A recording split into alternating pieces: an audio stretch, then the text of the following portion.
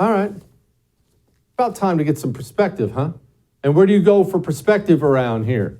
You go to the Politics by Faith podcast by my boy Mike Slater. It really just makes your day better. Helps you understand a little bit more of why we're going through what we're going through and that there are forces at work beyond just flesh and blood. No? Joining me now, my buddy Mike. All right, Mike, first, anxiety. This is something people struggle with. I have people in my own family who struggle mightily with it. If I had any feelings to speak of whatsoever, I may struggle with it, but it is something real for people, and I am aware that it consumes people. It does. It just owns your life. Talk to me about it.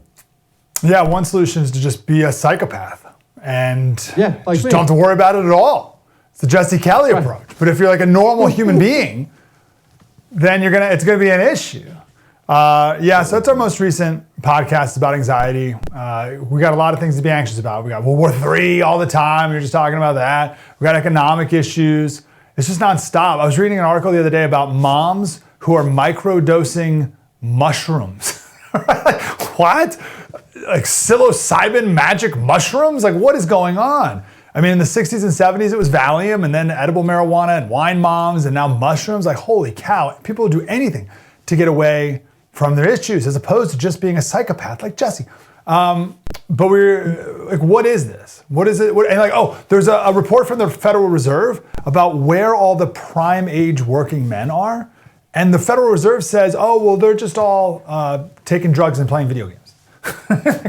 They're not being men. They're numbing out and not facing the realities of life. So I don't want to be anxious. I don't want to be taken out. There's people who hate you and forces at work, as you said, Jesse, that hate you and they want you anxious and they want you weak and they want you scared and they want you worried and they want to divide your mind so that they can confuse you and divide you politically and socially. And I don't want them to get away with that anymore. Anxiety, it's a Greek word. It's two Greek words combined. It means divided mind. So when you focus on one thing, you have shalom. That's peace and wholeness. But when you're anxious, you have a divided mind. Your attention chopped up into a million different pieces and you're all over the place and you're running through million different scenarios and it's just making you all anxious. And it'll mess you up. In the podcast, we read an excerpt from the Roman poet Ovid in Metamorphoses. He's writing about envy, but it's the same thing. Envy, anxiety, it's all like the root. And Athena goes to visit Envy, and Envy lives in this disgusting underground lair. And it's filthy and covered with this slime that stinks. And Athena asks Envy to go and attack this princess. And Envy leaves her lair and she leaves this path of destruction in her wake. And the fields are all withered behind her and venom drips from her disgusting corpse. And it's unbelievable how Ovid writes this, obviously. And then Envy touches the neck of this princess and instantly she becomes envious of her sister's marriage and it just eats away at her life and it rots away at her the rest of her life. And I share this and it's like, geez, Slater. But I share it because we need to hate it.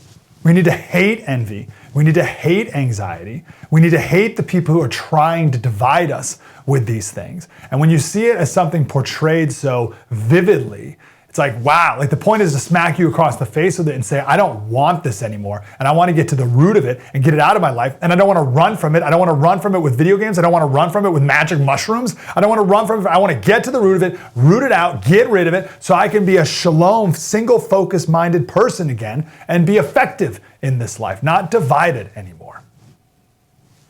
See, that's the difference between me and Slater. He reads Roman poets named Ovid, and I read Shel Silverstein. That's just the difference between us, Mike. All right, you lots of wisdom in that beard. Don't speak down on Shel.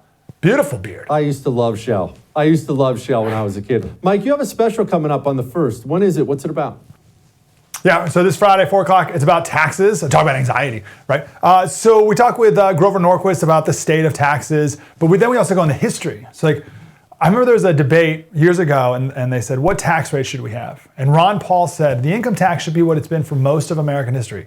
0%. So how did we fund the government before there was any income tax? How did they change it, the Constitution, the 16th Amendment, to make an income tax? And then where are we going? You know, in California, they're proposing a wealth tax where they tax you for 10 years even after you move out of the state.